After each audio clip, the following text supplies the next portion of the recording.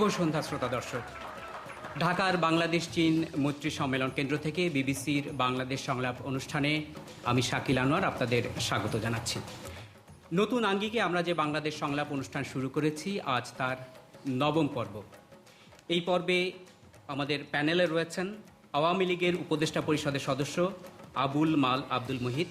Mister Muhith 80 দশকের গোড়ার দিকে বাংলাদেশের অর্থ পরিকল্পনা মন্ত্রী ছিলেন।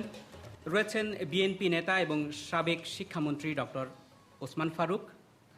রয়েছেন মালেকা বেগম, বাংলাদেশের নারী আন্দোলনের একজন শীর্ষ নেত্রী তিনি এবং বর্তমানে ঢাকা বিশ্ববিদ্যালয়ের উইমেন অ্যান্ড জেন্ডার স্টাডিজ বিভাগের খণ্ডকালীন শিক্ষক তিনি। এবং রয়েছেন চলচ্চিত্র তারকা এবং নিরাপদ সড়ক চাই আন্দোলনের সংগঠক ইলিয়াস কাঞ্চন।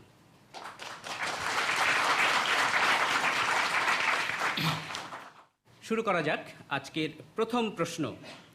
মাইশা তাসনিম, নয়াপল্টন, ঢাকা থেকে। আজকে আমাদের নির্বাচন কমিশন এবং তত্ত্বাবধায়ক সরকার নিয়ে যে আমাদের এত সংশয় রয়েছে, আমার প্রশ্ন হচ্ছে আদৌ একটি সুষ্ঠু নিরপেক্ষ নির্বাচন হবে নাকি? মিস্টার মুহিত। নির্বাচন কমিশন এখন যে অবস্থায় আছে এবং যেভাবে ভোটার লিস্ট আছে, তাতে কোনো মতেই সুষ্ঠু নির্বাচন হবে না। এবং তত্ত্বাবধায়ক সরকার প্রধান এখন যেভাবে রাষ্ট্রপতি হয়ে গেছেন, তাতে তাকে দিয়েও কোনো সুষ্ঠু নিরপেক্ষ অবাধ নির্বাচন হবে না। মিস্টার ফারুক। আমি অত্যন্ত সশ্রদ্ধভাবে জনাব মুহিত সাহেবের সাথে দ্বিমত পোষণ করতে চাই। নির্বাচন কমিশন যেভাবে গঠিত হয়েছে, যেভাবে চলছে, সে সংবিধানের আওতাতে চলছে। রাষ্ট্রপতি যেভাবে ক্ষমতা গ্রহণ করেছেন, সেটিও সংবিধানের আওতাতে চলছে।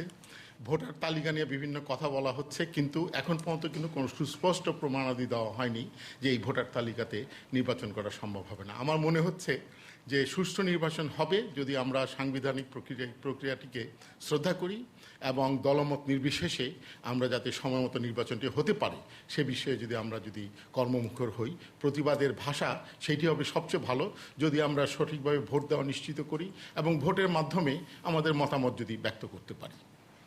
আমি মালেকা বেগম এবং ইলিয়াস কাঞ্চনের কাছে ফিরছি। তার আগে কিছু শ্রোতা দর্শকের বক্তব্য শোনা যাক। সামনে আপনি।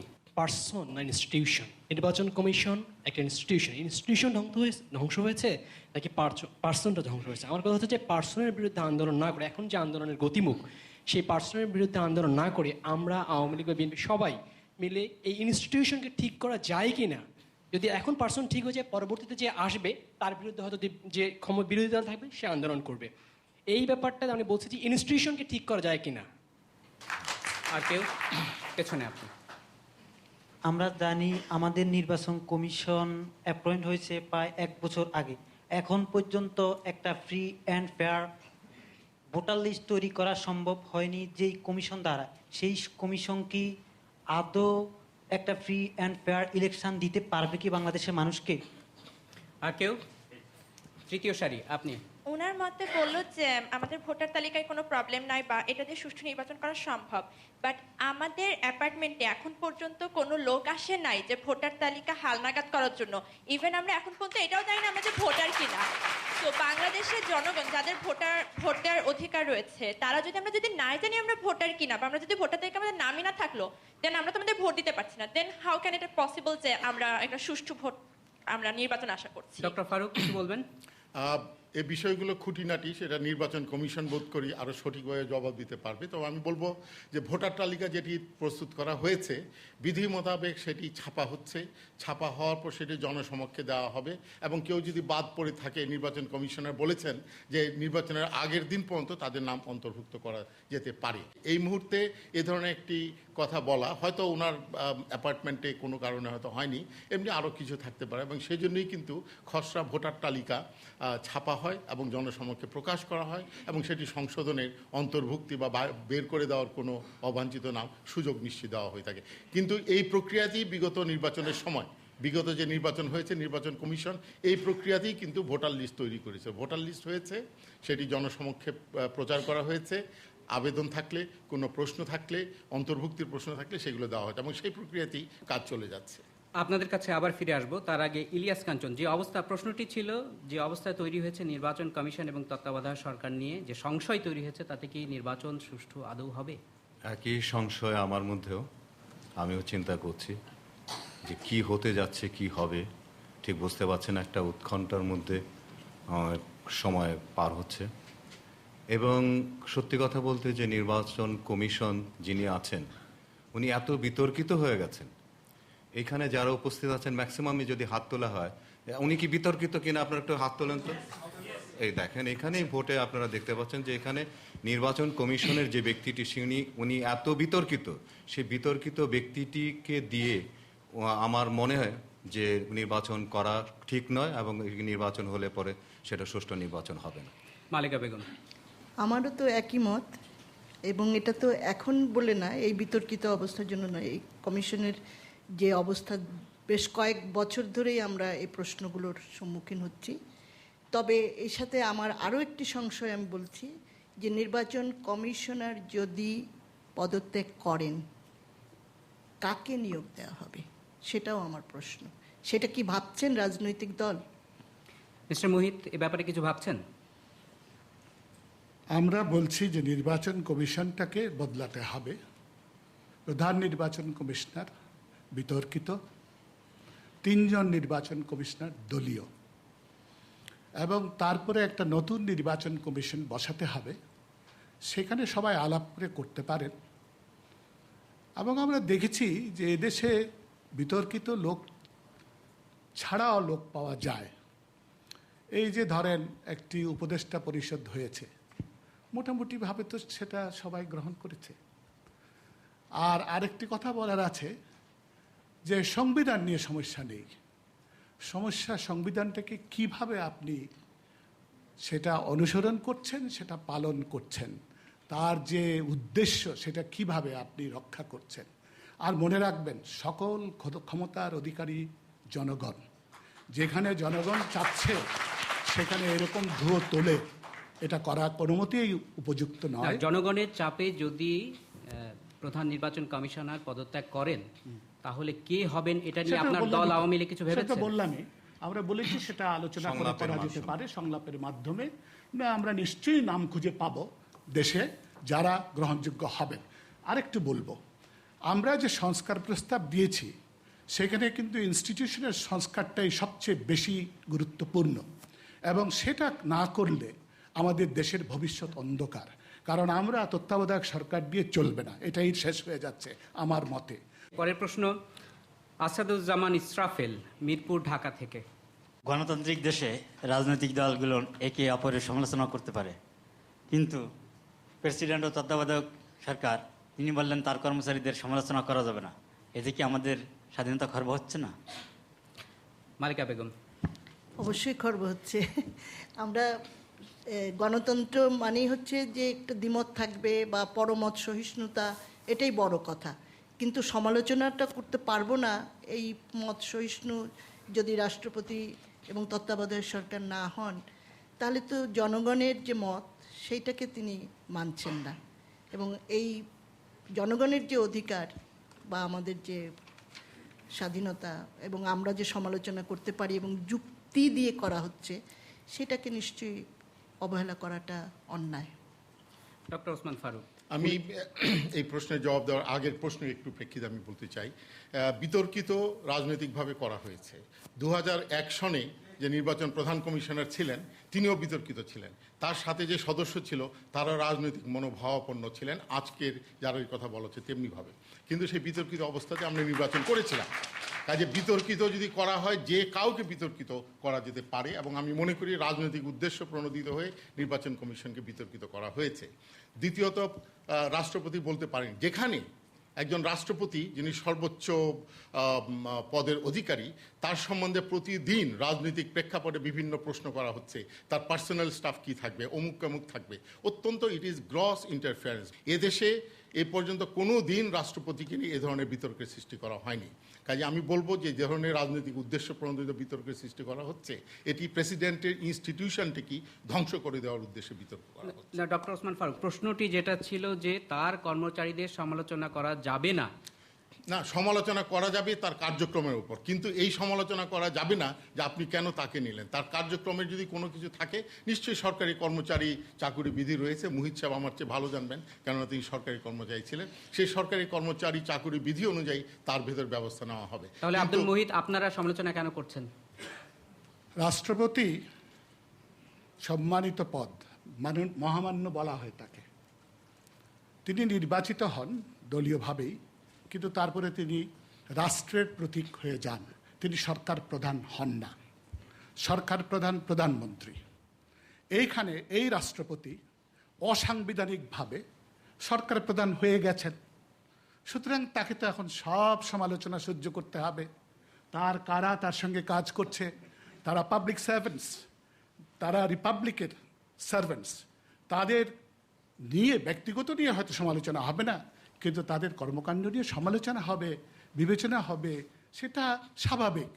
রাষ্ট্রপতি যেটা মুশকিল হয়েছে, তিনি ওই প্রধানমন্ত্রী মানে প্রধান উপদেষ্টা আর রাষ্ট্রপতি এই দুটি যে পদ গ্রহণ করেছেন, এই দুটির বিভিন্নতা মোটেই বোঝেননি।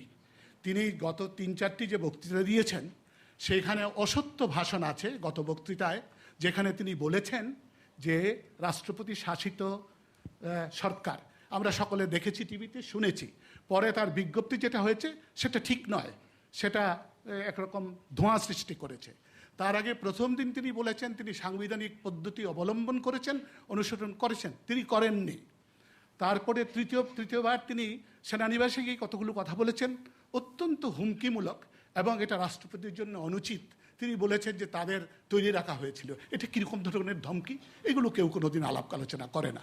আমি তো বহুদিন চাকরি করেছি, এরকম ধরনের এমন দলীয় ব্যক্তিকে আমি কখনো রাষ্ট্রপতি দেখিনি, আর তিনি আবার প্রধানমন্ত্রী হয়ে গেছেন। এর জন্য আমি প্রথমেই বলেছিলাম, তত্ত্বাবধায়ক সরকার প্রধান হিসাবে তিনি থাকলে দেশে কোনো সুষ্ঠু, নিরপেক্ষ, স্বাধীন নির্বাচন হবে না। ধন্যবাদ। ইলিয়াস কাঞ্চন, আপনার কাছে আসছি। তার আগে শ্রোতা দর্শকের কিছু, প্রথমে আমি প্রশ্নকর্তার কাছে জানতে চাই।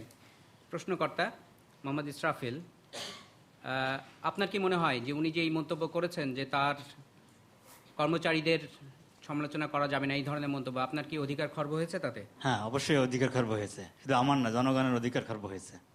কেন মনে হচ্ছে আপনার? আমরা তো এদেশে 30 লক্ষ শহীদের বিনিময়ে আমরা এদেশ স্বাধীন পেয়েছি। স্বাধীনতা পেয়েছি তো আমাদের এসের স্বাধীনতার কথা বলতে, আমাদের মতামত ব্যক্ত করার জন্য। আমরা এমন তো মতামত ব্যক্ত করা যায় না যে তারা সাহাবি না, যে সাহাবির সমালোচনা করা যাবে না। আমরা তো ধর্ম নিয়ে করি না, আমরা ধর্ম নিরপেক্ষ হিসেবে বাস করি।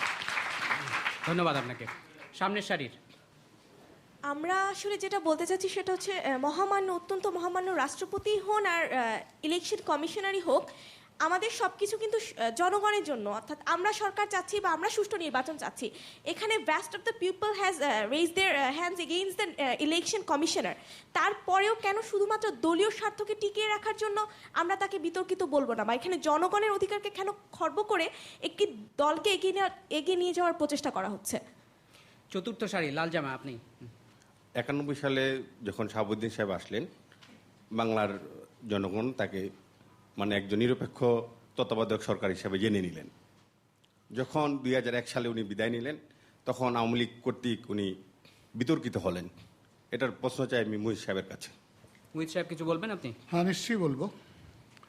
শাহাবুদ্দিন সাহেব প্রধান বিচারপতি ছিলেন 91 সালে, এবং শাহাবুদ্দিন সাহেব 9 মাস ক্ষমতায় ছিলেন, কি 11 মাস, সেপ্টেম্বর পর্যন্ত ছিলেন। অত্যন্ত সুষ্ঠুভাবে তিনি দেশ চালিয়েছেন এবং একটা অত্যন্ত উঁচু মান সৃষ্টি করেছেন। সেই মানের ভিত্তিতেই তাকে, তিনি নির্দলীয় ব্যক্তি, তাকে অনুরোধ করে 1996 সালে রাষ্ট্রপতি বানানো হয়, এবং তিনি 5 বছর রাষ্ট্রপতিগিরি করেছেন। কিছু কিছু বিতর্ক হয়েছে, বাট এগুলো কোনো কাজের বিতর্ক ছিল না। তিনি বিতর্কিত করেছেন নিজেকে। আমি শুধু একটি জিনিসই বলবো, আর কিছু বলবো না। তিনি 2001 সালের 8 আগস্টে প্রথম অধ্যাদেশটি জারি করে বিতর্কিত হয়ে যান। এই প্রথম অধ্যাদেশে তিনি 1972 সালের পাবলিক রিপ্রেজেন্টেশন অর্ডারটাকে একেবারে ধ্বংস করে দেন। ধ্বংস করলেন কিভাবে? 4টি অ্যামেন্ডমেন্ট করে। প্রথম অ্যামেন্ডমেন্ট হলো, সংক্ষেপ করতে হবে, প্রথম অ্যামেন্ডমেন্ট হলো ল এনফোর্সিং এজেন্সি হয়ে গেল আরবি, পুলিশ পাওয়ার্স হয়ে গেল আরবির, ম্যাজিস্ট্রিয়াল পাওয়ার্স হয়ে গেল আরবির।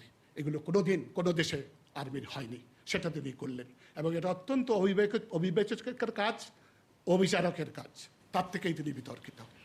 আমরা পরের প্রশ্নে যাই। পরের প্রশ্ন তরিকুল ইসলাম, শাহজাহানপুর, ঢাকা থেকে। বর্তমান রাজনৈতিক সামরিক শাসনকে কি স্বাগত জানাচ্ছে না? ওনার প্রশ্ন হচ্ছে, দেশের ক্রমবর্ধমান রাজনৈতিক অস্থিরতা সামরিক শাসনকে কতটুকু স্বাগত জানাচ্ছে বা জানাচ্ছে না? ইলিয়াস কাঞ্চন। অত্যন্ত কঠিন একটি প্রশ্ন। আমি প্রথমেই যে উত্তর দিয়েছিলাম সেখানে আমি বলেছিলাম যে আমি খুব চিন্তিত, খুবই চিন্তিত কি হতে যাচ্ছে। আজকে যাদের উপরে আমরা, যে রাজনৈতিক নেতাদের উপরে আমরা ভরসা করে দেশের শাসন পরিচালনার জন্যে আমরা সকলে ইলেকশনের মাধ্যমে তাদেরকে দায়িত্ব দেই, তারা আজকে দেশের এই সংকট কিন্তু সৃষ্টি করেছে।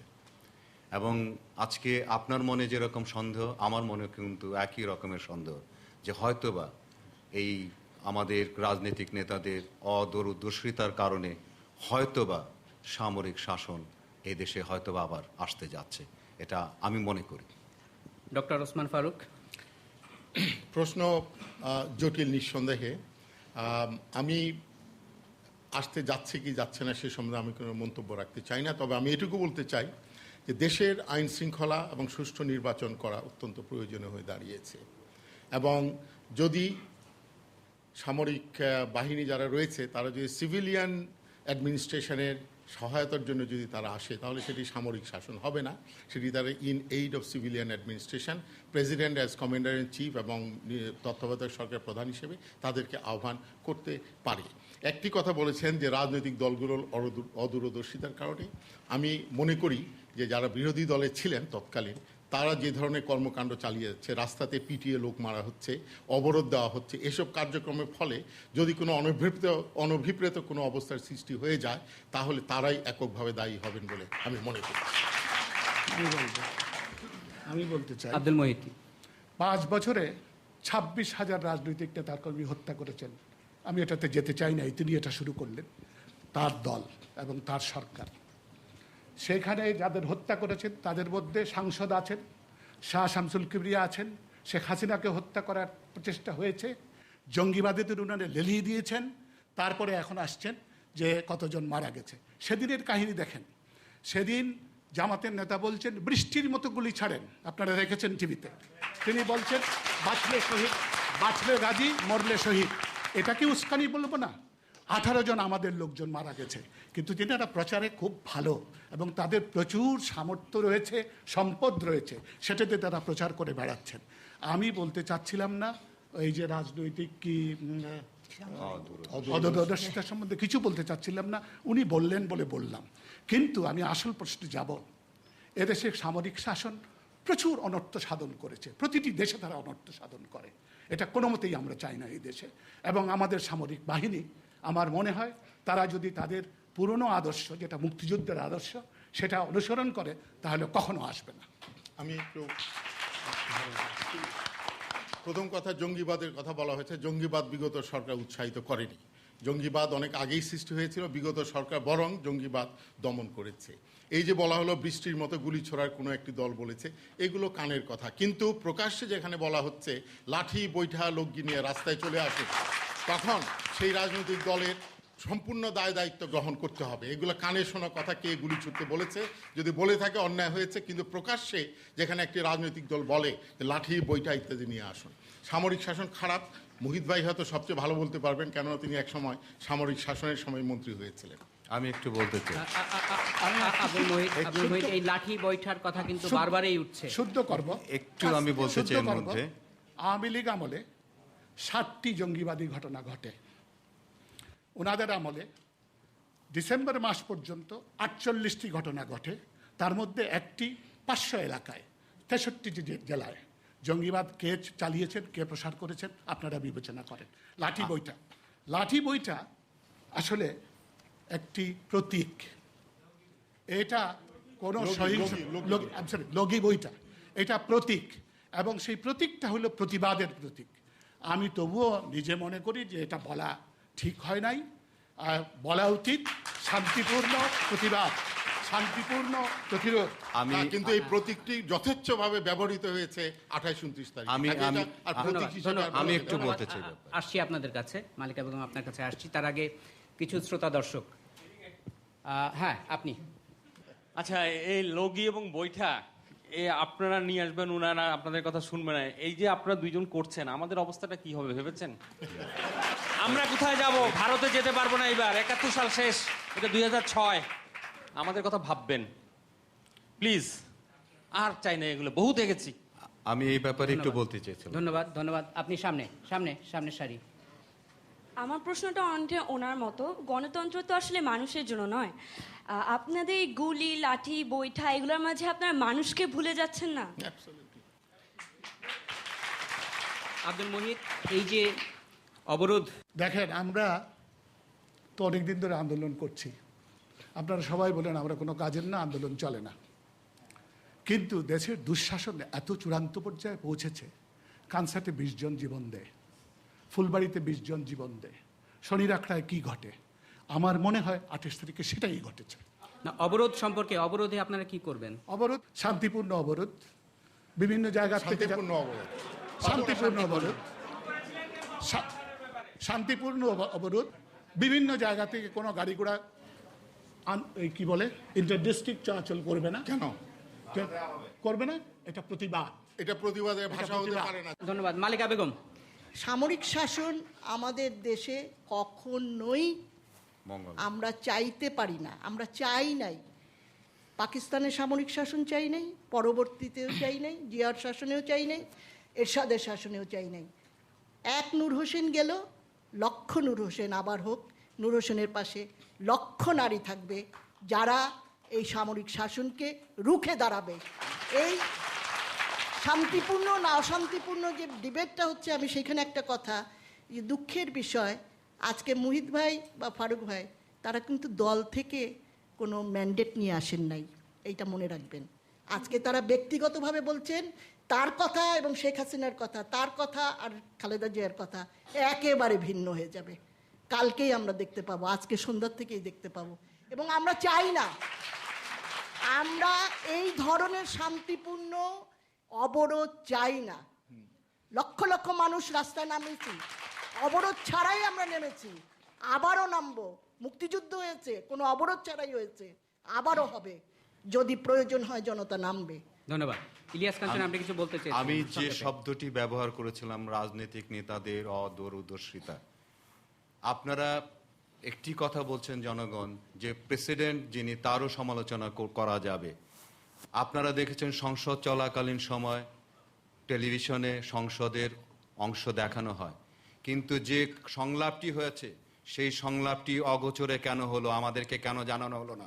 আজকে দুই দল দুই রকমের কথা বলছে, যে কারণে কিন্তু এই 28শে অক্টোবরের ঘটনাগুলো ঘটেছে, কিন্তু এখনো পর্যন্ত দেশের এই অস্থিতিশীলতা কিন্তু চলছে ওই গোপন বৈঠকের কারণে। ওইটি কেন করা হয়নি, এটি আমার প্রশ্ন, দুই দলের কাছে আমার প্রশ্ন। কেন আপনারা কি আলোচনা করেছেন, আমাদের সেই আলোচনা এই টেলিভিশনের মাধ্যমে জনগণকে কেন জানালেন না? ধন্যবাদ। পরের প্রশ্নে যাওয়ার আগে ছোট্ট একটা বিরতি।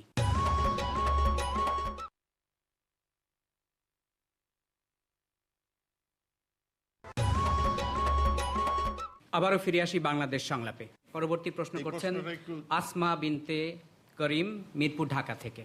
বর্তমানে নির্বাচন সংক্রান্ত বিষয়ে প্রশ্ন উঠলে বিগত সরকারের পক্ষ থেকে বলা হয় এটি সংবিধান পরিপন্থী। দেশের জন্য সংবিধান নাকি সংবিধানের জন্য দেশ? ডক্টর ফারুক, দেশের জন্য সংবিধান নাকি সংবিধানের জন্য দেশ? মানুষের জন্য সংবিধান, দেশের জন্য সংবিধান, কিন্তু সংবিধান পরিবর্তনের একটি সময় এবং পদক্ষেপ নিতে হয়, একটি প্রসেস রয়েছে। যদি পরিবর্তন করতে হয় সংসদের মাঝখান দিয়ে করা যাবে।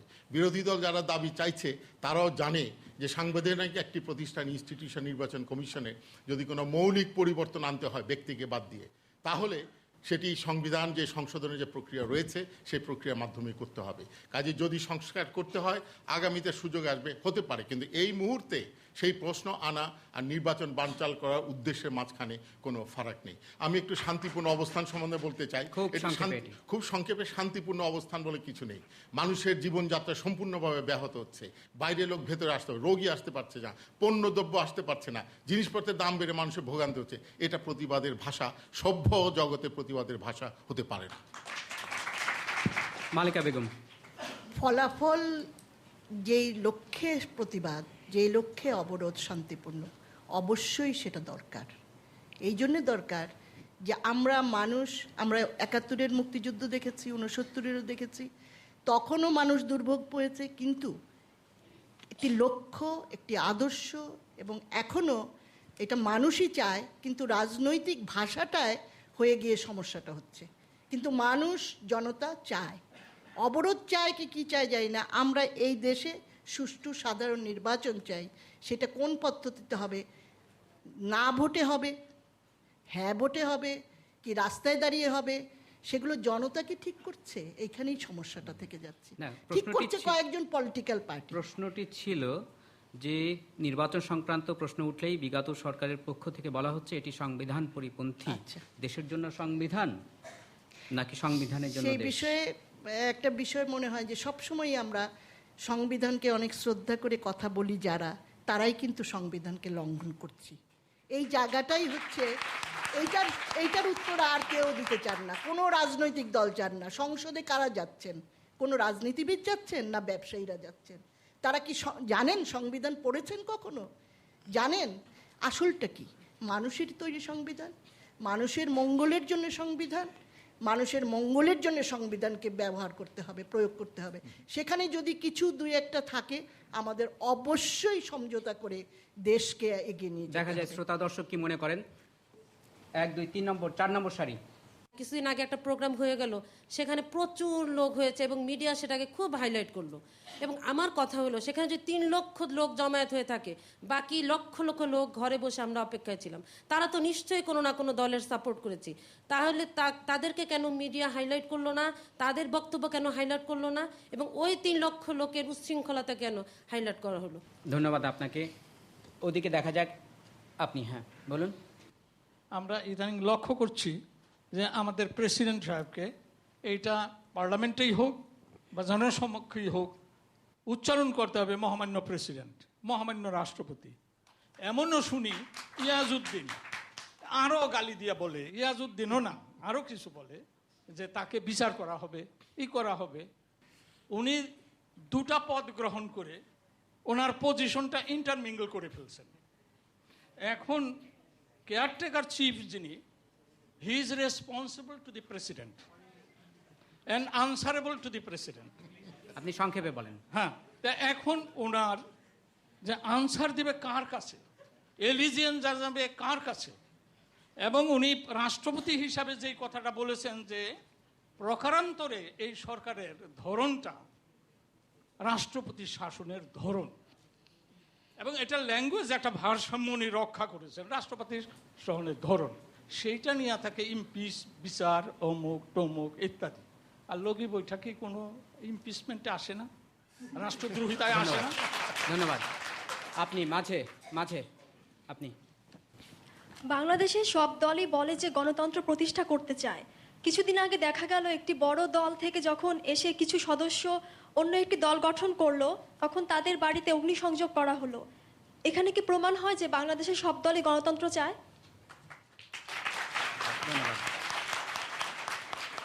মিস্টার মুহিত, যে প্রশ্নটি করা হয়েছে, যে বর্তমান নির্বাচন সংক্রান্ত বিষয় প্রশ্ন উঠলেই বিগত সরকারের পক্ষ থেকে বলা হচ্ছে এটি সংবিধান পরিপন্থী। দেশের জন্য সংবিধান নাকি সংবিধানের জন্য দেশ? আমি তো প্রথমবারেই বলেছি যে সংবিধান জনগণের জন্য, সংবিধান দেশের জন্য, এবং দেশে যারা সুস্থ বুদ্ধির মানুষ তারা সবসময় চেষ্টা চালাবে যাতে সংবিধানের মধ্যে থেকে আমরা কিছু অর্জন করতে পারি। 90 সালে আমরা সেরকমই করেছি। তখন আমরা রাজি হয়েছি যে সংবিধানকে পরে শুদ্ধ করে ব্যবস্থাটা নেব, সেটা নিয়েছিলাম। এখন আমরা পড়ে গেছি 2জন অত্যন্ত একগুঁয়ে লোকের কাছে এবং তাদের কয়েকজন সহকারীর কাছে। কিভাবে তাদের মোকাবেলা করব? মালেকা বলেছেন যাহা অবরোধ তো মনে হয় না। বলেন কি পন্থায় আপনি এই পরিবর্তন সাধন করবেন? অবরোধ একটি প্রতিবাদের পন্থা, এবং এটা সত্যি, এটা খুব সভ্য পন্থা না। কারণ মানুষের জীবনযাত্রা সব আমরা কষ্ট, অনেক অসুবিধা সৃষ্টি করি, কিন্তু আমাদের গত 5 বছরের যে অভিজ্ঞতা, সেখানে অসভ্য ব্যবস্থার সঙ্গে মোকাবেলা করতে অসভ্য ব্যবস্থা নিতে হয়। সেটাই হয়ে গেছে আমাদের দুর্ভাগ্য। আমি একটু ধন্যবাদ।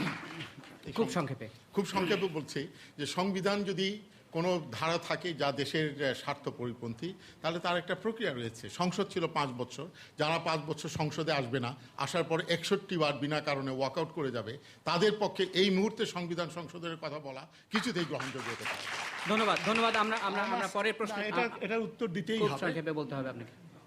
এটার উত্তর দেখবেন 96 থেকে 2001 কতদিনের হরতাল হয়েছিল, কতদিন সংবিধান বয়কট করেছেন বছরের। আমরা পরের প্রশ্নে যাই। পরের প্রশ্ন সেলিমা সাইদ, সিদ্ধেশ্বরী, ঢাকা থেকে। সাবেক রাষ্ট্রপতি জেনারেল এরশাদ কোনো একটি রাজনৈতিক জোটে যোগদানের সম্ভাবনা কতটুকু? ইলিয়াস কাঞ্চন, কি মনে হয়? কঠিন প্রশ্ন। আসলে মানে কি বলবো আমি ঠিক বুঝতে পারছি না।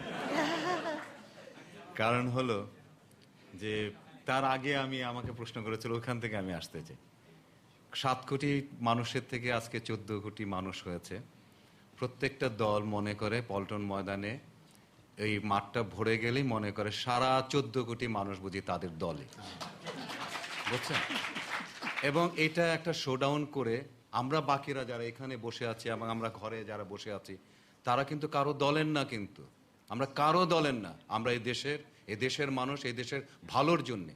কিন্তু প্রত্যেকটা রাজনৈতিক দল মনে করে যে আমার এই পল্টন মাঠ ভরে গেছে, এবং তাদের বডি ল্যাঙ্গুয়েজ, আমি যেহেতু আর্টিস্ট, শিল্পী, তাদের চেহারা, মুখে, প্রধান নেতাদের থেকে শুরু করে আমার কাছে যখন দাঁড়ায় বক্তৃতা দেওয়ার জন্য, তাদের মুখের যে সারা দেশ আমার হয়ে গেছে, আমি যা বলবো, যা করব, তাই তারা শুনবে। আপনি প্রশ্নের উত্তরটা যদি দেন, জেনারেল এরশাদের কোন একটি রাজনৈতিক জোটে যোগদানের সম্ভাবনা কতটুকু? উনি নিজে এতবার এত কথা বলেছেন, কোনটা যে সঠিক সেটা উনি নিজেও বুঝতে পারছেন না, আর আমরা তো বোঝার ক্ষমতাই রাখি না। মালিকা বেগম, আমার মনে হয় যে তাকে কোনো জোটেই যেতে দিতে পারবো না, আমরা দেওয়া উচিত না তাকে। এবং কেন বিগত সরকাররা 90-এর পর থেকে তার বিচার করেনি, কেন তাকে যা ন্যায় বিচার করা উচিত ছিল তা না করে সে কোটি কোটি টাকার মালিক হয়েছে, একের পর এক বহু বিবাহ করছেন, সেই রকম একটি লোক, তাকে আমরা কেন ভাবছি জোট? আমরা জোট থেকে দূর করাবো, তাকে কোনো ভোট দেওয়া হবে না, এই একটি আন্দোলনে আমরা যাব। ডক্টর ফারুক, আপনার দল তো তাকে নিতে খুবই ইচ্ছুক, এরকম একজন মানুষকে নেওয়ার জন্য তো আপনার দল খুবই ইচ্ছুক। আমরা যারা জাতীয়তাবাদী চেতনা উদ্বুদ্ধ, যারা এই দেশের তৌহিদি মানুষের চেতনার সাথে উদ্বুদ্ধ, তারা যে কেউ আমাদের সাথে যোগদান করতে পারে। কিন্তু আমি একটি প্রশ্ন আমরা নেব না, প্রত্যেকের একটি গণতান্ত্রিক অধিকার রয়েছে রাজনীতিতে, সে যে কোনো দলে যেতে পারে, যে কোনো জোটে যেতে পারে, কিন্তু কারো পক্ষে বলা যে আমরা তাকে কোনো জোটে দেব না, এটি মনে করে মানুষের মৌলিক অধিকার পরিপন্থী। আর এরশাদ সম্বন্ধে এখন অনেক কথা হচ্ছে। জেনারেল এরশাদ যে সময় মার্শাল ল করেন, তখন বিরোধী দলের বিগত দিনে বিরোধী দলের নেত্রী তখন বলেছিলেন, I am not unhappy about it. এটিও রেকর্ডে থাকার প্রয়োজন রয়েছে, সেটাও আলোচনা হতে হবে। কিন্তু কাজেই যদি এ ধরনের লোকজন, যাদেরকে আমরা মনে করি, আমরা এখানে টেবিলে বসে মনে করতে, প্রত্যেক রাজনৈতিক দলই কিন্তু চেষ্টা করে তাদের পাল্লা ভারী করার জন্য, এবং সেই প্রসেসে সবাইকে দেয়, এবং প্রত্যেকের গণতান্ত্রিক অধিকার রয়েছে কার সাথে জোট বাঁধবে। এতে বাধা দিলে জনগণ ভোটের মাধ্যমে বাধা দেবে, কিন্তু আমরা তাকে নেব না এই জাতীয় বক্তব্য। আমরা অসৎ প্রার্থীকে কেন নেব? অসৎ প্রার্থী আরেক জিনিস, আর আমরা যে জোটের কথা বলছি সেটি সেই জোটে তো অসৎ প্রার্থী না, সেই সব জোটেই অসৎ প্রার্থী রয়েছে না, সেটাও আমরা নিন্দা করব। আমরা সৎ প্রার্থী চাই, আমরা সৎ প্রার্থী, সব জোটে অসৎ প্রার্থী। আমি এখানে আরেকটি কথা বলতে চাই। এরশাদের পতনের পর যে দুটো দলকে আমরা বারবার আমরা দেখেছি, সেইখানে যে দুর্নীতি, সেটা এরশাদকে ছাড়িয়ে গেছে আমি মনে করি। মিস্টার মোহিত, আপনি তো তাকে খুব কাছ থেকে দেখেছেন, আপনার কি মনে হয় তিনি কি কোনো? আমার মনে হয় এরশাদ সাহেবকে অযথা গুরুত্ব দেওয়া হচ্ছে। তাকে তার দল পরিত্যাগ করেছে, কারণ তিনি একটি করতে চেয়েছিলেন, তার দল সেটি চায়নি। তাকে অযথা গুরুত্ব দেওয়া হচ্ছে। আর 82 সালের এরশাদ আর 2006 সালের এরশাদ, মানুষের পরিবর্তন অনেক হয়। আমরা শ্রোতা দর্শকের একটি মতামত নিতে পারি এক্ষেত্রে। আপনাদের কি মনে হয় তাকে কি কোনো জোটে নেওয়া উচিত? হাত তুলুন কারা মনে করেন নেওয়া উচিত নয়। 4 জোট নিলে নিতে পারে, কিন্তু 14 জোট কি নেবে কিনা সেটা আমরা জানতে চাই। 90% তাহলে 14 জোটকেও আমরা কোনো ভোট দেব না। 90%ই মনে করছেন যে তাকে নেওয়া উচিত না। কে মনে করছেন নেওয়া উচিত? কারা মনে করেন নেওয়া উচিত তাকে? একজন, দুজন, তিনজন মনে করছেন যে তাকে নেওয়া উচিত। আমরা পরবর্তী প্রশ্নে যাই। কামারাম মনিরা ইশিকা, মগবাজার, ঢাকা থেকে। আমি এই উত্তপ্ত রাজনৈতিক আলোচনা থেকে একটু অন্যদিকে যেতে চাই। আমাদের দেশে নিরাপদ সড়কের জন্য অনেক কার্যক্রম রয়েছে, যেমন ইলিয়াস কাঞ্চন এই ধরনের একটি কার্যক্রম পরিচালনা করছেন। আমি জানতে চাই যে এই ধরনের কার্যক্রম কতটুকু সফল হয়েছে, বা আদৌ কি এই ধরনের কোনো কার্যক্রম সফলতার মুখ দেখেছে? ইলিয়াস কাঞ্চন। আমি আমার সহকর্মীদের নিয়ে যে কাজটি আমি করেছি, আমার দায়িত্ব যেটি ছিল মানুষকে সচেতন করা, আপনাদেরকে জানানো, সেই কাজটি বোধহয় আমি করতে পেরেছি। এবং 1993-এর পর থেকে আমি পরপর 3টি সরকার আমি পেয়েছি, যে সরকারদেরকে যে অনুরোধ আমি করেছিলাম যে একটি সড়ক নীতিমালা প্রণয়ন করা, ট্রাফিক রুলসের পরিবর্তন করা, সেটি কোনো সরকারই কিন্তু এগিয়ে আসেনি। যে কারণে আপনারা দেখেছেন যে ট্রাফিক সিগন্যাল থাকার পর লাল লাইটের মধ্যে গাড়ি যায় এবং সবুজের মধ্যে বসে থাকে। আমি একদিন যোগাযোগ মন্ত্রীকে আমি প্রশ্ন করেছিলাম যে আমার কিছু স্কুল প্রোগ্রাম আছে, সেখানে বাচ্চাদেরকে আমি স্কুলে যেয়ে আমি বাচ্চাদেরকে শেখাই যে তোমরা কিভাবে রাস্তা পারাপার হবে।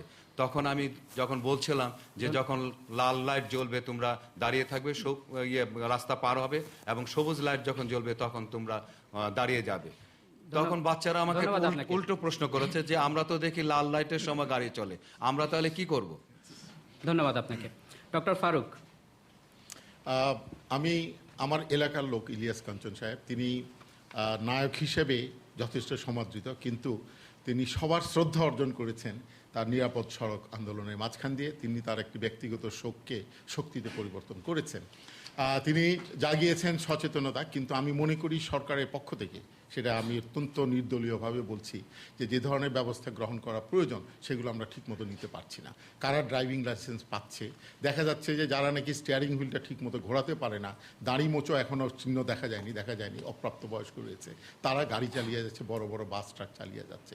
সড়কের আইন, যেটা লালবাতি নীলবাতির কথা বলো, সেটি সঠিকভাবে কিন্তু কখনো বাস্তবায়ন করা হচ্ছে না। আমি আমেরিকাতে অনেকদিন ছিলাম, রাস্তা পায়ে হেঁটে সবুজ লাল বাতিতে গেলে তখন যে ওয়াকিং বলে তাকে পর্যন্ত ফাইন করা হয়। দু একজন শ্রোতা দর্শক সামনে, আপনি। আমাদের মাননীয় সাবেক মন্ত্রীর কথা অনুসারে আমি বলছি যে উনি একটু আগে বললেন যে নিরাপদ সড়ক চাই, এটা এসছে হচ্ছে শোককে শক্তি করার থেকে। তো আমি এখন ইলিয়াস কাঞ্চন সাহেবকে জিজ্ঞেস করতে চাচ্ছি যে আমাদের দেশে সবার একটি গভীর শোক আছে, সেটা হচ্ছে নিরাপদ রাজনৈতিক নেতৃত্ব চাই। তো এটাকে কি আপনি শক্তিতে পরিণত করতে চাচ্ছেন? মানে আপনি কি এমন কোনো আন্দোলন সামনে আনতে যাচ্ছেন আমাদের তরুণ প্রজন্মের জন্য যে আমরা নিরাপদ রাজনৈতিক নেতৃত্ব চাই? ধন্যবাদ। মিস্টার মুহিত, খুব সংক্ষেপে। আমি তো 2001 সালে রাজনীতিতে এসেছি, তার আগে পরিবেশ ছিল আমার বিষয়। সেখানে আমি যা দেখেছি, আমাদের রাস্তাগুলোকে নিরাপদ করার জন্যে কতগুলো মৌলিক জিনিসের প্রয়োজন যেগুলো আমাদের নেই। আমাদের ড্রাইভিং লাইসেন্স ইস্যু করা হয় অত্যন্ত চুরিচামারির মধ্যে। আমাদের ফিটনেস টেস্টিং অত্যন্ত ভুল, এটা কিন্তু অত সহজ ব্যবস্থা আছে। আমাদের কোনো ট্রাফিক রুলস নেই। আমাদের মোটর ভেহিকলস অ্যাক্ট অফ 1941-এর অধীনে মাত্র কয়েকটা 4টা না 5টা রুল আছে, এছাড়া কোনো রুল নাই, ট্রাফিক রুলস দেশে নাই। আর সড়কের নীতি, ওটা যেটা বলছেন ওটা বহু দূরে। এইসব জিনিস যদি আমরা না করতে পারি তাহলে নিরাপদ সড়ক আমরা করতে পারবো। আরেকটা জিনিস আছে, অ্যাক্সিডেন্টের ব্যাপারে আমাদের আইন যেটা অত্যন্ত দুর্বল, এবং এই আইনের সংস্কার করা দরকার, এগুলো আমরা করছি না। প্রশ্নকর্তা ফাহাদ রহমান, মগবাজার, ঢাকা থেকে। বর্তমানে যেখানে প্রধান উপদেষ্টা ও রাষ্ট্রপতির প্রধান উপদেষ্টার কাছে বেশিরভাগ গুরুত্বপূর্ণ মন্ত্রণালয়ের দায়িত্ব রয়েছে, সেখানে তত্ত্বাবধায়ক সরকারের 10 জন উপদেষ্টা আদৌ প্রয়োজন আছে কি? মিস্টার মোহিত। আমি তো আগেই বললাম যে তত্ত্বাবধায়ক সরকার প্রধান রাষ্ট্রপতির হওয়া উচিত হয় নাই, এবং তাকে এই পদ ছাড়া উচিত। এটা না হলে দেশের সমস্যার সমাধান হবে না। তিনি গুরুত্বপূর্ণ সব পদ রেখেছেন, আগেও গুরুত্বপূর্ণ পদ প্রধান উপদেষ্টা রাখতেন, কিন্তু তারপরে তিনি কমিটি করে দিতেন, উপদেষ্টাদের কমিটি। ইনি সচিবদের কমিটি করেছেন, তার মানে তিনি অন্যায় যা চলছে সেটাকে চালাতে চান। ডক্টর ফারুক, আপনার কাছে আসছি, একটু দেখা যাক যে শ্রোতা দর্শক কি মনে করেন। তৃতীয় সারি আপনি। আমার ধারণা কোনো জনগণই কখনো হরতাল অবরোধ চান না, কারণ আপনারা জানেন যে হরতাল অবরোধ হলে আমরা সাধারণ যারা স্টুডেন্ট, তারা স্কুল কলেজ ইউনিভার্সিটি বন্ধ থাকে, সেই সাথে আমরা প্রত্যেকটা মানুষই চরম অসহায় হয়ে পড়ি। কিন্তু আপনারা আপনাদের স্বার্থের জন্য এমন কোনো কাজ নাই যা করেন না। আমি আব্দুল মুহিত এবং উসমান ফারুককে জানাতে চাচ্ছি যে আমরা আপনাদের হাত থেকে মুক্তি চাচ্ছি, কারণ আপনাদের স্বার্থ রক্ষার জন্য আমরা প্লিজ আমাদেরকে মুক্তি দেন। আমরা একটা সুন্দর একটা পৃথিবী যাচ্ছি এবং আমরা বাংলাদেশ, আমরা উই আর 14 crore। প্লিজ আপনারা আপনাদের মুক্তি দেন। আমরা এই ধরনের হরতাল অবরোধ চাই না, আমরা একটা সুন্দর একটা দেশ চাই। প্লিজ আমি প্রশ্নটি মনে করিয়ে দিতে চাই যে বর্তমানে যেখানে রাষ্ট্রপতি এবং প্রধান উপদেষ্টার কাছে বেশিরভাগ গুরুত্বপূর্ণ মন্ত্রণালয়ের দায়িত্ব রয়েছে, সেখানে তত্ত্বাবধায়ক সরকারের 10 জন উপদেষ্টা আদৌ প্রয়োজন আছে কি? শ্রোতা দর্শক আপনি। আমরা আসলে সবাই খুব খারাপ সময়ের মধ্য দিয়ে যাচ্ছি। তো এই সময়ে আমরা যতজনই উপদেষ্টা নিয়োগ করি না কেন, আমরা আসলে স্বচ্ছতা কোথাও পাচ্ছি না এবং এই স্বচ্ছতা দাবিও করতে পারছি না। এমন একটি সময় আমরা পার করছি। ধন্যবাদ। পেছন দিকে চশমা আপনি। আসলে আমরা যেটা দেখি যে আমাদের উপদেষ্টা মণ্ডলী যেগুলো আছে তাদেরকে রাখা হয়েছে জাস্ট বসে থাকার জন্য, একটা ডামি উপদেষ্টা মণ্ডলী। তো এটা তাদেরকে কোনো কিছু হাতে দেওয়া হয়নি। এখন যেটা করা হয়েছে, সব রাষ্ট্রপতি রেখে নিজের মতো 76 বছর বয়সেও তিনি সবকিছু নিয়ন্ত্রণ করতে চাচ্ছেন, যা 72 বছর পর্যন্ত একজন প্রধান উপদেষ্টার জন্য নির্ধারণ করা। সো এখানে কতদূর কাজ হবে সে ব্যাপারে সবার কিন্তু সন্দেহ অবশ্যই আছে। ডক্টর ওসমান ফারুক। প্রথমত রাষ্ট্রপতিকে কেন এই ক্ষমতা নিতে হলো আপনারা সবাই জানেন। বিশেষ একটি সাংবিধানিক সংকট হয়েছে এবং সেই সংকট নিরসনের জন্য সাংবিধানিকভাবে নেওয়া হয়েছে। এবং যখন রাষ্ট্রপতি এই ক্ষমতা নেয় তখন কিন্তু বিরোধী দল সেটি প্রতিবাদ করেনি। তারা বলেছে আমরা পরীক্ষা করে 7 দিন দেখব, 10 দিন দেখব। তার অর্থ নীতিগতভাবে তারা মেনে নিয়েছে যে সাংবিধানিকভাবে তিনি যেতে পারেন, তার নিরপেক্ষতা তিনি পরীক্ষা করছেন। 10 জন উপদেষ্টা ইত্যাদি। তত্ত্বাবধায়ক সরকারের মূল কার্যক্রম হচ্ছে রুটিন দেশের শাসনটাকে চালিয়ে নিয়ে যাওয়া, কিন্তু সবচেয়ে বড় কর্তব্য হচ্ছে নির্বাচন কমিশনকে একটি সুষ্ঠু নির্বাচন অনুষ্ঠানে সহায়তা করা। তত্ত্বাবধায়ক সরকার যদি তাদের সেই রোলটি যদি মনে রাখে তাহলে আমার মনে হয় কোনো অসুবিধা হবে না। গণতন্ত্রের কথা একটি বলা হয়েছে, হরতাল অবরোধ বন্ধ করার জন্য মুক্তি চাওয়া হয়েছে। মুক্তিদাতা এখানে বসে আছে, তাকে বলুন কালকে সকালে মুক্তি দিয়ে দিতে পারে। I resent this statement. আপনি কিছু সংক্ষেপে বলবেন এ ব্যাপারে? নিশ্চয়ই বলবো, খুব সংক্ষেপে। তবে এই স্টেটমেন্টের কোনো জবাব দেব না। তত্ত্বাবধায়ক সরকারের কেন চাই আমরা? যাতে নির্দলীয় সরকার হতে পারে। সেই নির্দলীয় চরিত্র হওয়ার জন্যে সংবিধানে কতগুলো ধারা আছে। আমাদের মতে, এবং সেটা আমরা কখনো গোপন করিনি, যে রাষ্ট্রপতি প্রথম দিনেই বলে ফেললেন যে তিনি প্রধান উপদেষ্টা হতে চান, তখনই আপত্তি করা হয়। দ্বিতীয় দিনে তিনি সবাইকে আহ্বান করলেন, আহ্বান করে আবার বললেন তিনি প্রধান উপদেষ্টা হতে চান। তিনি 58C এর 2, 3, 4, 5 সব অতিক্রম করে 6 চলে যান। তিনি সাংবিধানিক কাজ করেছেন, আমরা সবসময় বলছি। কিন্তু ধরেন ওই দিন রাত্রে আমরা যদি বলতাম যে তাকে আমরা নিলাম না, তখন আপনাদের কি, উনি একজন বলছেন যে আমাদের মিউজিয়ামে যাওয়া উচিত, একজন বলে দিয়েছেন, ভালো কথা, আপনি এসে বসেন, কেন রাজনীতি ছাড়া দেশ চলে না। সুতরাং আপনাকে রাজনীতি করতে হবে, তাহলে আমরা মিউজিয়ামে যেতে রাজি। আমি তো মিউজিয়ামে আছি, আমার 73 বছর বয়স, এখানে আপনারা যারা আছেন আমি 4 প্রজন্মের মানুষ এখানে। সুতরাং সেটা আমার কথা না হয় বাদ দিলাম। কিন্তু উনি সেটা করেননি, না করে অন্যায়ভাবে ক্ষমতা নিয়েছেন। কিন্তু সেদিন যদি আমরা সংঘাতের পথে যেতাম, কি হতো দেশে? খুব বেশি সময় কিন্তু নেই, আধা মিনিট নেব। সেজন্যে আমরা বললাম যে আপনি এমন এক অবস্থায় পৌঁছেছেন, নির্দলীয় চরিত্রের একটা প্রমাণ দেন।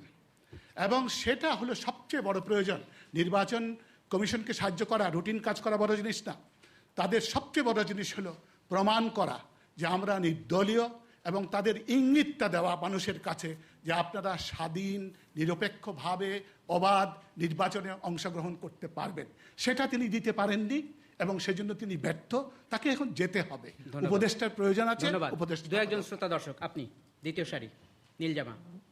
এর আগে ডক্টর ওসমান ফারুক সাহেব উনি আমাদেরকে আহ্বান জানিয়েছেন সংবিধান মানার জন্য।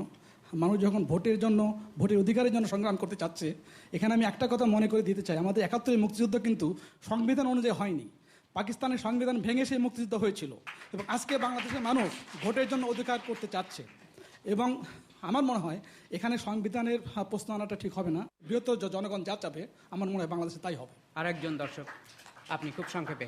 10 জন উপদেষ্টা সাংবিধানিকভাবেই আসছেন।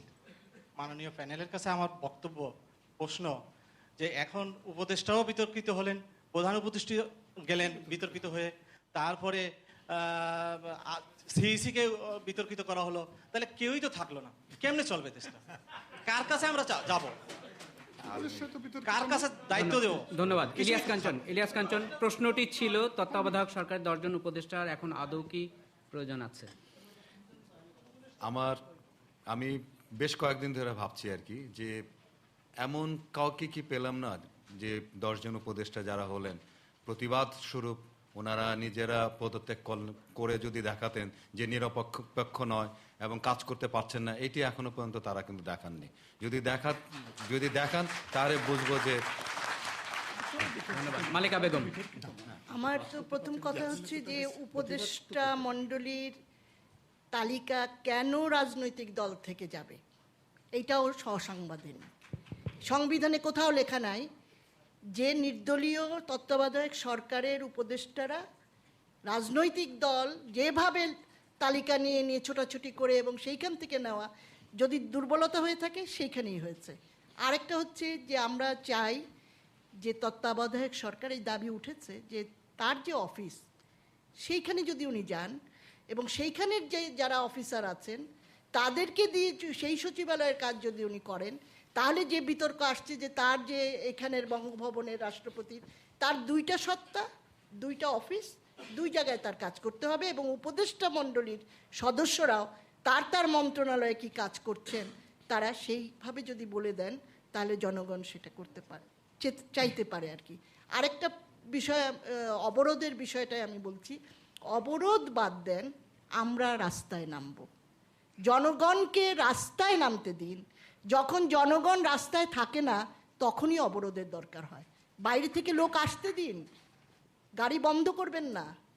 সমস্ত দেশ উন্মুখ হয়ে আছে আসার জন্যে। এই রাজপথে যার যার জায়গায় তারা প্রতিবাদ জানাবে, অবশ্যই জানাবে, কিন্তু অবরোধ করে আমাদের জীবনকে নাশ করে রক্তাক্ত করে রাজপথকে, আমরা সেই অবরোধ চাই না। ধন্যবাদ। আজ এখানেই শেষ করতে হচ্ছে। বাংলাদেশ সংলাপের আগামী পর্ব অনুষ্ঠিত হবে রাজশাহীতে। অংশগ্রহণ করতে চাইলে ঢাকায় টেলিফোন করুন। টেলিফোন নম্বর 86516559, এই নম্বরে। ইমেল করতে পারেন bengali@bbc.co.uk, এই ঠিকানায়। আজকের অনুষ্ঠানের প্রযোজক ওয়ালিউর রহমান মিরাজ এবং আমার পক্ষ থেকে ধন্যবাদ আজকের শ্রোতা দর্শকদের, ধন্যবাদ আজকের প্যানেলকে, একই সাথে চ্যানেল আই কর্তৃপক্ষ এবং বাংলাদেশ চীন মৈত্রী সম্মেলন কক্ষ কর্তৃপক্ষকে ধন্যবাদ জানিয়ে আমি শাকিল আনোয়ার আজকের মতো এখানেই শেষ করছি।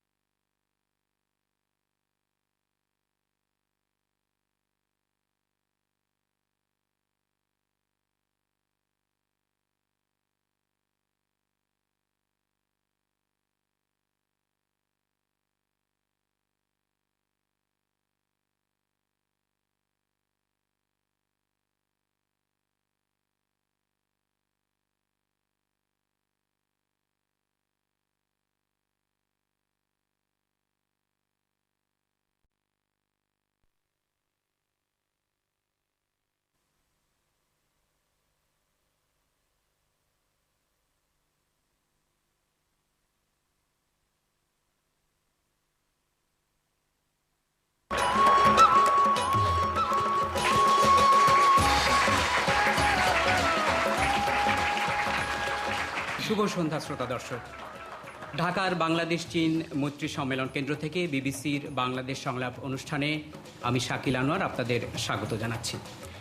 নতুন আঙ্গিকে আমরা যে বাংলাদেশ সংলাপ অনুষ্ঠান শুরু করেছি, আজ তার 9ম পর্ব। এই পর্বে আমাদের প্যানেলে রয়েছেন আওয়ামী লীগের উপদেষ্টা পরিষদের সদস্য আবুল মাল আব্দুল মুহিত। মিস্টার মুহিত 80 দশকের গোড়ার দিকে বাংলাদেশের অর্থ পরিকল্পনা মন্ত্রী ছিলেন। রয়েছেন বিএনপি নেতা এবং সাবেক শিক্ষামন্ত্রী ডক্টর ওসমান ফারুক। রয়েছেন মালেকা বেগম, বাংলাদেশের নারী আন্দোলনের একজন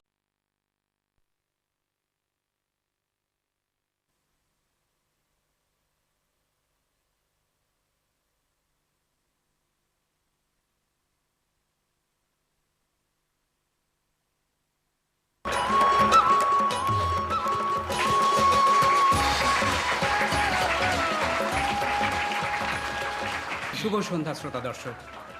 ঢাকার বাংলাদেশ চীন মৈত্রী সম্মেলন কেন্দ্র থেকে বিবিসির বাংলাদেশ সংলাপ অনুষ্ঠানে আমি শাকিল আনোয়ার আপনাদের স্বাগত জানাচ্ছি।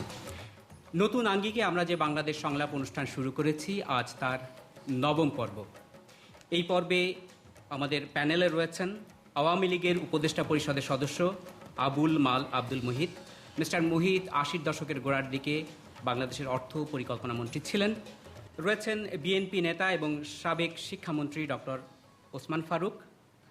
রয়েছেন মালেকা বেগম, বাংলাদেশের নারী আন্দোলনের একজন শীর্ষ নেত্রী তিনি এবং বর্তমানে ঢাকা বিশ্ববিদ্যালয়ের উইমেন অ্যান্ড জেন্ডার স্টাডিজ বিভাগের খণ্ডকালীন শিক্ষক তিনি। এবং রয়েছেন চলচ্চিত্র তারকা এবং নিরাপদ সড়ক চাই আন্দোলনের সংগঠক ইলিয়াস কাঞ্চন।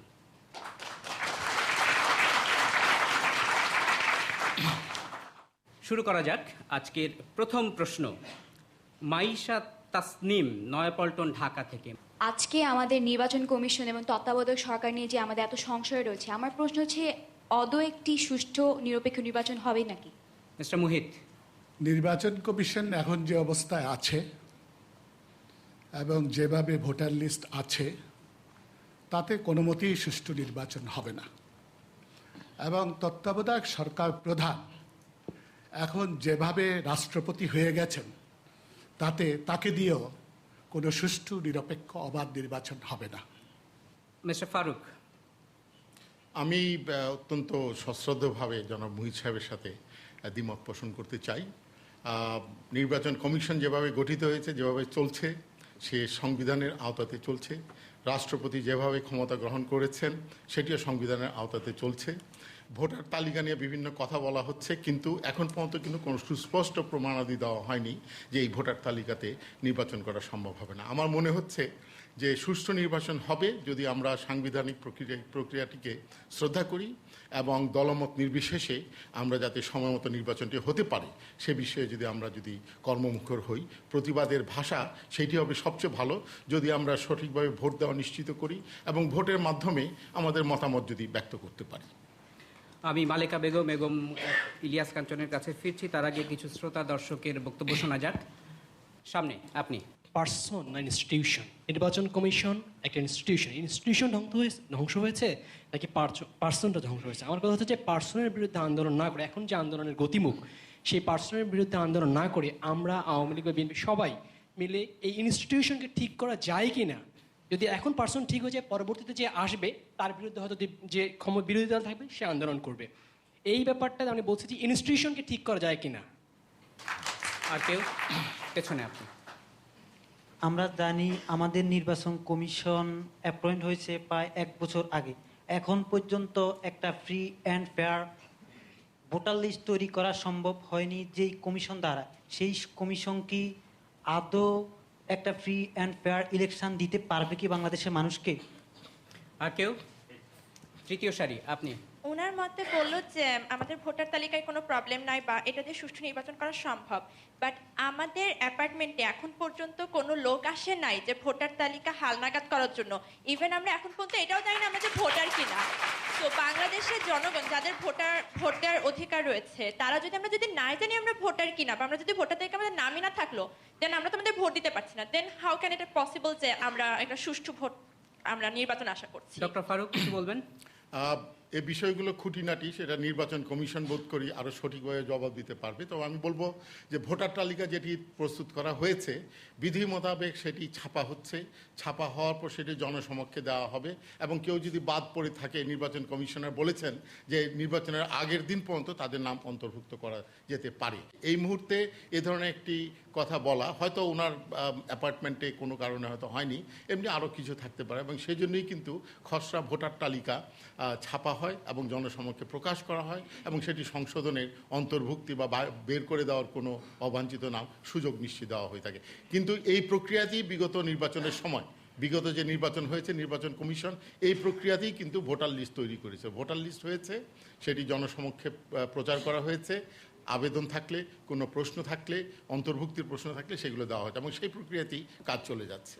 আপনাদের কাছে আবার ফিরে আসবো, তার আগে ইলিয়াস কাঞ্চন, যে অবস্থা প্রশ্নটি ছিল যে অবস্থায় তৈরি হয়েছে নির্বাচন কমিশন এবং তত্ত্বাবধায়ক সরকার নিয়ে যে সংশয় তৈরি হয়েছে তাতে কি নির্বাচন সুষ্ঠু আদৌ হবে? একই সংশয় আমার মধ্যেও, আমিও চিন্তা করছি যে কি হতে যাচ্ছে কি হবে ঠিক বুঝতে পারছেন, একটা উৎকণ্ঠার মধ্যে সময় পার হচ্ছে। এবং সত্যি কথা বলতে যে নির্বাচন কমিশন যিনি আছেন উনি এত বিতর্কিত হয়ে গেছেন, এখানে যারা উপস্থিত আছেন ম্যাক্সিমামই যদি হাত তোলা হয়, উনি কি বিতর্কিত কিনা আপনারা একটু হাত তোলেন তো। এই দেখেন এখানেই ভোটে আপনারা দেখতে পাচ্ছেন যে এখানে নির্বাচন কমিশনের যে ব্যক্তিটি উনি এত বিতর্কিত, সেই বিতর্কিত ব্যক্তিটিকে দিয়ে আমার মনে হয় যে নির্বাচন করা ঠিক নয় এবং নির্বাচন হলে পরে সেটা সুষ্ঠু নির্বাচন হবে না। মালিকা বেগম। আমারও তো একই মত এবং এটা তো এখন বলে না, এই বিতর্কিত অবস্থার জন্য নয়, এই কমিশনের যে অবস্থা বেশ কয়েক বছর ধরেই আমরা এই প্রশ্নগুলোর সম্মুখীন হচ্ছি। তবে এর সাথে আমার আরও একটি সংশয় আমি বলছি যে নির্বাচন কমিশনার যদি পদত্যাগ করেন কাকে নিয়োগ দেওয়া হবে সেটাও আমার প্রশ্ন। সেটা কি ভাবছেন রাজনৈতিক দল? মিস্টার মোহিত, এ ব্যাপারে কিছু ভাবছেন? আমরা বলছি যে নির্বাচন কমিশনটাকে বদলাতে হবে। প্রধান নির্বাচন কমিশনার বিতর্কিত, 3 জন নির্বাচন কমিশনার দলীয়, এবং তারপরে একটা নতুন নির্বাচন কমিশন বসাতে হবে, সেখানে সবাই আলাপ করে করতে পারেন। এবং আমরা দেখেছি যে এদেশে বিতর্কিত লোক ছাড়াও লোক পাওয়া যায়। এই যে ধরেন একটি উপদেষ্টা পরিষদ হয়েছে, মোটামুটিভাবে তো সেটা সবাই গ্রহণ করেছে। আর আরেকটি কথা বলার আছে যে সংবিধান নিয়ে সমস্যা নেই, সমস্যা সংবিধানটাকে কিভাবে আপনি সেটা অনুসরণ করছেন, সেটা পালন করছেন, তার যে উদ্দেশ্য সেটা কিভাবে আপনি রক্ষা করছেন। আর মনে রাখবেন সকল ক্ষমতার অধিকারী জনগণ, যেখানে জনগণ চাচ্ছে সেখানে এরকম ধুয়ো তোলে এটা করা কোনো মতেই উপযুক্ত নয়। জনগণের চাপে যদি প্রধান নির্বাচন কমিশনার পদত্যাগ করেন তাহলে কে হবেন এটা নিয়ে আপনার দল আওয়ামী লীগ কিছু ভেবেছে? সেটা বললামই, আমরা বলেছি সেটা আলোচনা করা যেতে পারে সংলাপের মাধ্যমে। আমরা নিশ্চয়ই নাম খুঁজে পাবো দেশে যারা গ্রহণযোগ্য হবেন। আরেকটু বলবো, আমরা যে সংস্কার প্রস্তাব দিয়েছি সেখানে কিন্তু ইনস্টিটিউশনের সংস্কারটাই সবচেয়ে বেশি গুরুত্বপূর্ণ এবং সেটা না করলে আমাদের দেশের ভবিষ্যৎ অন্ধকার। কারণ আমরা তত্ত্বাবধায়ক সরকার দিয়ে চলবে না, এটাই শেষ হয়ে যাচ্ছে আমার মতে। পরের প্রশ্ন আসাদুজ্জামান ইসরাফেল, মিরপুর, ঢাকা থেকে। গণতান্ত্রিক দেশে রাজনৈতিক দলগুলো একে অপরের সমালোচনা করতে পারে, কিন্তু প্রেসিডেন্ট ও তত্ত্বাবধায়ক সরকার তিনি বললেন তার কর্মচারীদের সমালোচনা করা যাবে না। এতে কি আমাদের স্বাধীনতা খর্ব হচ্ছে না? মালিকা বেগম। অবশ্যই খর্ব হচ্ছে। আমরা গণতন্ত্র মানেই হচ্ছে যে একটা দ্বিমত থাকবে বা পরমত সহিষ্ণুতা, এটাই বড় কথা। কিন্তু সমালোচনাটা করতে পারবো না এই মত সহিষ্ণু যদি রাষ্ট্রপতি এবং তত্ত্বাবধায়ক সরকার না হন, তাহলে তো জনগণের যে মত সেইটাকে তিনি মানছেন না। এবং এই জনগণের যে অধিকার বা আমাদের যে স্বাধীনতা এবং আমরা যে সমালোচনা করতে পারি এবং যুক্তি দিয়ে করা হচ্ছে, সেটাকে নিশ্চয়ই অবহেলা করাটা অন্যায়। ডক্টর ওসমান ফারুক। আমি এই প্রশ্নের জবাব দেওয়ার আগের প্রশ্নের একটু প্রেক্ষিতে আমি বলতে চাই, বিতর্কিত রাজনৈতিকভাবে করা হয়েছে। 2001 সনে যে নির্বাচন প্রধান কমিশনার ছিলেন তিনিও বিতর্কিত ছিলেন, তার সাথে যে সদস্য ছিল তারা রাজনৈতিক মনোভাবাপন্ন ছিলেন, আজকের যারা এই কথা বলা হচ্ছে তেমনিভাবে। কিন্তু সেই বিতর্কিত অবস্থাতে আমরা নির্বাচন করেছিলাম। কাজে বিতর্কিত যদি করা হয়, যে কাউকে বিতর্কিত করা যেতে পারে, এবং আমি মনে করি রাজনৈতিক উদ্দেশ্য প্রণোদিত হয়ে নির্বাচন কমিশনকে বিতর্কিত করা হয়েছে।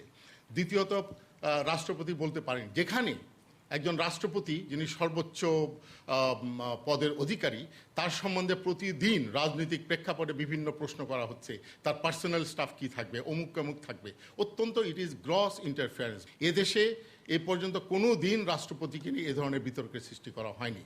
কাজে আমি বলবো যে ধরনের রাজনৈতিক উদ্দেশ্য প্রণোদিত বিতর্কের সৃষ্টি করা হচ্ছে, এটি প্রেসিডেন্টের ইনস্টিটিউশনটিকে ধ্বংস করে দেওয়ার উদ্দেশ্যে বিতর্ক করা হচ্ছে। না, ডক্টর ওসমান ফারুক, প্রশ্নটি যেটা ছিল যে তার কর্মচারীদের সমালোচনা করা যাবে না। না, সমালোচনা করা যাবে তার কার্যক্রমের উপর, কিন্তু এই সমালোচনা করা যাবে না যে আপনি কেন তাকে নিলেন। তার কার্যক্রমের যদি কোনো কিছু থাকে, নিশ্চয়ই সরকারি কর্মচারী চাকুরি বিধি রয়েছে, মুহিত সাহেব আমার চেয়ে ভালো জানবেন, কেননা তিনি সরকারি কর্মচারী ছিলেন। সেই সরকারি কর্মচারী চাকুরি বিধি অনুযায়ী তার ভেতর ব্যবস্থা নেওয়া হবে। তাহলে আব্দুল মুহিত, আপনারা সমালোচনা কেন করছেন? রাষ্ট্রপতি সম্মানিত পদ, মহামান্য বলা হয় তাকে। তিনি নির্বাচিত হন দলীয়ভাবেই, কিন্তু তারপরে তিনি রাষ্ট্রের প্রতীক হয়ে যান। তিনি সরকার প্রধান হন না, সরকার প্রধান প্রধানমন্ত্রী। এইখানে এই রাষ্ট্রপতি অসাংবিধানিকভাবে সরকার প্রধান হয়ে গেছেন। সুতরাং তাকে তো এখন সব সমালোচনা সহ্য করতে হবে। কারা তার সঙ্গে কাজ করছে, তারা পাবলিক সার্ভেন্টস, তারা রিপাবলিকের সার্ভেন্টস, তাদের নিয়ে ব্যক্তিগত নিয়ে হয়তো সমালোচনা হবে না, কিন্তু তাদের কর্মকাণ্ড নিয়ে সমালোচনা হবে, বিবেচনা হবে, সেটা স্বাভাবিক। রাষ্ট্রপতির যেটা মুশকিল হয়েছে, তিনি ওই প্রধানমন্ত্রী মানে প্রধান উপদেষ্টা আর রাষ্ট্রপতি, এই দুটি যে পদ গ্রহণ করেছেন, এই দুটির বিভিন্নতা মোটেই বোঝেননি। তিনি গত 3-4টি যে বক্তৃতা দিয়েছেন, সেখানে অসত্য ভাষণ আছে গত বক্তৃতায়, যেখানে তিনি বলেছেন যে রাষ্ট্রপতি শাসিত সরকার। আমরা সকলে দেখেছি, টিভিতে শুনেছি। পরে তার বিজ্ঞপ্তি যেটা হয়েছে সেটা ঠিক নয়, সেটা একরকম ধোঁয়া সৃষ্টি করেছে। তার আগে প্রথম দিন তিনি বলেছেন তিনি সাংবিধানিক পদ্ধতি অবলম্বন করেছেন, অনুসরণ করেছেন, তিনি করেননি।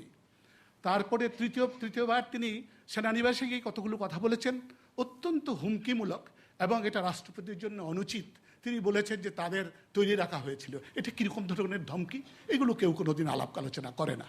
আমি তো বহুদিন চাকরি করেছি, এরকম ধরনের এমন দলীয় ব্যক্তিকে আমি কখনো রাষ্ট্রপতি দেখিনি, আর তিনি আবার প্রধানমন্ত্রী হয়ে গেছেন। এর জন্য আমি প্রথমেই বলেছিলাম, তত্ত্বাবধায়ক সরকার প্রধান হিসাবে তিনি থাকলে দেশে কোনো সুষ্ঠু, নিরপেক্ষ, স্বাধীন নির্বাচন হবে না। ধন্যবাদ। ইলিয়াস কাঞ্চন, আপনার কাছে আসছি। তার আগে শ্রোতা দর্শকের কিছু, প্রথমে আমি প্রশ্নকর্তার কাছে জানতে চাই। প্রশ্নকর্তা মোহাম্মদ ইসরাফিল, আপনার কি মনে হয় যে উনি যে এই মন্তব্য করেছেন যে তার কর্মচারীদের সমালোচনা করা যাবে না, এই ধরনের মন্তব্য, আপনার কি অধিকার খর্ব হয়েছে তাতে? হ্যাঁ, অবশ্যই অধিকার খর্ব হয়েছে। শুধু আমার না, জনগণের অধিকার খর্ব হয়েছে। কেন মনে হচ্ছে আপনার? আমরা তো এদেশে 30 লক্ষ শহীদের বিনিময়ে আমরা এদেশ স্বাধীন পেয়েছি। স্বাধীনতা পেয়েছি তো আমাদের স্বাধীনতার কথা বলতে, আমাদের মতামত ব্যক্ত করার জন্য। আমরা এমন তো মতামত ব্যক্ত করা যায় না যে তারা সাহাবি না, যে সাহাবির সমালোচনা করা যাবে না। আমরা তো ধর্ম নিয়ে করি না, আমরা ধর্ম নিরপেক্ষ হিসেবে বাস করি। ধন্যবাদ আপনাকে। সামনের সারির। আমরা আসলে যেটা বলতে চাচ্ছি সেটা হচ্ছে অত্যন্ত মহামান্য রাষ্ট্রপতি হন আর ইলেকশন কমিশনারই হোক, আমাদের সব কিছু কিন্তু জনগণের জন্য, অর্থাৎ আমরা সরকার চাচ্ছি বা আমরা সুষ্ঠু নির্বাচন চাচ্ছি। এখানে vast of the people has raise their hands against the election commissioner. তারপরেও কেন শুধুমাত্র দলীয় স্বার্থকে টিকিয়ে রাখার জন্য আমরা তাকে বিতর্কিত বলবো না, বা এখানে জনগণের অধিকারকে কেন খর্ব করে একটি দলকে এগিয়ে নিয়ে যাওয়ার প্রচেষ্টা করা হচ্ছে? চতুর্থ সারি, লাল জামা, আপনি। 91 সালে যখন শাহাবুদ্দিন সাহেব আসলেন, বাংলার জনগণ তাকে মানে একজন নিরপেক্ষ তত্ত্বাবধায়ক সরকার হিসাবে জেনে নিলেন। যখন 2001 সালে উনি বিদায় নিলেন, তখন আওয়ামী লীগ কর্তৃক উনি বিতর্কিত হলেন। এটার প্রশ্ন চাই আমি মুহিত সাহেবের কাছে। মুহিত সাহেব কিছু বলবেন আপনি? হ্যাঁ, নিশ্চয়ই বলবো। শাহাবুদ্দিন সাহেব প্রধান বিচারপতি ছিলেন 91 সালে। এবং শাহাবুদ্দিন সাহেব 9 মাস ক্ষমতায় ছিলেন, কি 11 মাস সেপ্টেম্বর পর্যন্ত ছিলেন। অত্যন্ত সুষ্ঠুভাবে তিনি দেশ চালিয়েছেন এবং একটা অত্যন্ত উঁচু মান সৃষ্টি করেছেন। সেই মানের ভিত্তিতেই তাকে, তিনি নির্দলীয় ব্যক্তি, তাকে অনুরোধ করে 1996 সালে রাষ্ট্রপতি বানানো হয় এবং তিনি 5 বছর রাষ্ট্রপতিগিরি করেছেন। কিছু কিছু বিতর্ক হয়েছে, বাট এগুলো কোনো কাজের বিতর্ক ছিল না। তিনি বিতর্কিত করেছেন নিজেকে। আমি শুধু একটি জিনিসই বলবো, আর কিছু বলবো না। তিনি 2001 সালের 8 আগস্টে প্রথম অধ্যাদেশটি জারি করে বিতর্কিত হয়ে যান। এই প্রথম অধ্যাদেশে তিনি 1972 সালের পাবলিক রিপ্রেজেন্টেশন অর্ডারটাকে একেবারে ধ্বংস করে দেন। ধ্বংস করলেন কিভাবে? 4টি অ্যামেন্ডমেন্ট করে। প্রথম অ্যামেন্ডমেন্ট হলো, সংক্ষেপ করতে হবে। প্রথম অ্যামেন্ডমেন্ট হলো ল এনফোর্সিং এজেন্সি হয়ে গেল আরবি, পুলিশ পাওয়ার্স হয়ে গেল আর্মির, ম্যাজিস্ট্রিয়াল পাওয়ার্স হয়ে গেল আর্মির। এগুলো কোনোদিন কোনো দেশে আর্মির হয়নি, সেটা তিনি করলেন এবং এটা অত্যন্ত অবিবেচকের কাজ, অবিচারকের কাজ। তার থেকেই তিনি বিতর্কিত। আমরা পরের প্রশ্নে যাই। পরের প্রশ্ন তরিকুল ইসলাম, শাহজাহানপুর, ঢাকা থেকে। বর্তমান রাজনৈতিক সামরিক শাসনকে কি স্বাগত জানাচ্ছে না? ওনার প্রশ্ন হচ্ছে, দেশের ক্রমবর্ধমান রাজনৈতিক অস্থিরতা সামরিক শাসনকে কতটুকু স্বাগত জানাচ্ছে বা জানাচ্ছে না? ইলিয়াস কাঞ্চন। অত্যন্ত কঠিন একটি প্রশ্ন। আমি প্রথমেই যে উত্তর দিয়েছিলাম সেখানে আমি বলেছিলাম যে আমি খুব চিন্তিত, খুবই চিন্তিত কি হতে যাচ্ছে। আজকে যাদের উপরে আমরা, যে রাজনৈতিক নেতাদের উপরে আমরা ভরসা করে দেশের শাসন পরিচালনার জন্যে আমরা সকলে ইলেকশনের মাধ্যমে তাদেরকে দায়িত্ব দেই, তারা আজকে দেশের এই সংকট কিন্তু সৃষ্টি করেছে। এবং আজকে আপনার মনে যেরকম সন্দেহ, আমার মনে কিন্তু একই রকমের সন্দেহ যে হয়তোবা এই আমাদের রাজনৈতিক নেতাদের অদূরদর্শিতার কারণে হয়তোবা সামরিক শাসন এই দেশে হয়তোবা আবার আসতে যাচ্ছে, এটা আমি মনে করি। ডক্টর ওসমান ফারুক। প্রশ্ন জটিল নিঃসন্দেহে। আমি আসতে যাচ্ছে কি যাচ্ছে না সে সম্বন্ধে আমি কোনো মন্তব্য রাখতে চাই না। তবে আমি এটুকু বলতে চাই যে দেশের আইন শৃঙ্খলা এবং সুষ্ঠু নির্বাচন করা অত্যন্ত প্রয়োজনীয় হয়ে দাঁড়িয়েছে এবং যদি সামরিক বাহিনী যারা রয়েছে তারা যদি সিভিলিয়ান অ্যাডমিনিস্ট্রেশনের সহায়তার জন্য যদি তারা আসে, তাহলে সেটি সামরিক শাসন হবে না, সেটি তারা in aid of civilian administration, president as commander in chief এবং তত্ত্বাবধায়ক সরকার প্রধান হিসেবে তাদেরকে আহ্বান করতে পারে। একটি কথা বলেছেন যে রাজনৈতিক দলগুলোর অদূরদর্শিতার কারণে। আমি মনে করি যে যারা বিরোধী দলে ছিলেন তৎকালীন, তারা যে ধরনের কর্মকাণ্ড চালিয়ে যাচ্ছে, রাস্তাতে পিটিয়ে লোক মারা হচ্ছে, অবরোধ দেওয়া হচ্ছে, এসব কার্যক্রমের ফলে যদি কোনো অনভিপ্রেত কোনো অবস্থার সৃষ্টি হয়ে যায়, তাহলে তারাই এককভাবে দায়ী হবেন বলে আমি মনে করি। আমি বলতে চাই, আব্দুল মহিউদ্দিন, 5 বছরে 26,000 রাজনৈতিক নেতাকর্মী হত্যা করেছেন। আমি এটাতে যেতে চাই না, তিনি এটা শুরু করলেন, তার দল এবং তার সরকার। সেখানে যাদের হত্যা করেছেন তাদের মধ্যে সাংসদ আছেন, শাহ শামসুল কিবরিয়া আছেন, শেখ হাসিনাকে হত্যা করার প্রচেষ্টা হয়েছে, জঙ্গিবাদীদের উনারে লেলিয়ে দিয়েছেন, তারপরে এখন আসছেন যে কতজন মারা গেছে। সেদিনের কাহিনী দেখেন। সেদিন জামাতের নেতা বলছেন বৃষ্টির মতো গুলি ছাড়েন, আপনারা রেখেছেন টিভিতে। তিনি বলছেন বাঁচলে শহীদ, বাঁচলে গাজী, মরলে শহীদ। এটা কি উস্কানি বলবো না? 18 জন আমাদের লোকজন মারা গেছে, কিন্তু তিনারা প্রচারে খুব ভালো এবং তাদের প্রচুর সামর্থ্য রয়েছে, সম্পদ রয়েছে, সেটাতে তারা প্রচার করে বেড়াচ্ছেন। আমি বলতে চাচ্ছিলাম না এই যে রাজনৈতিক কি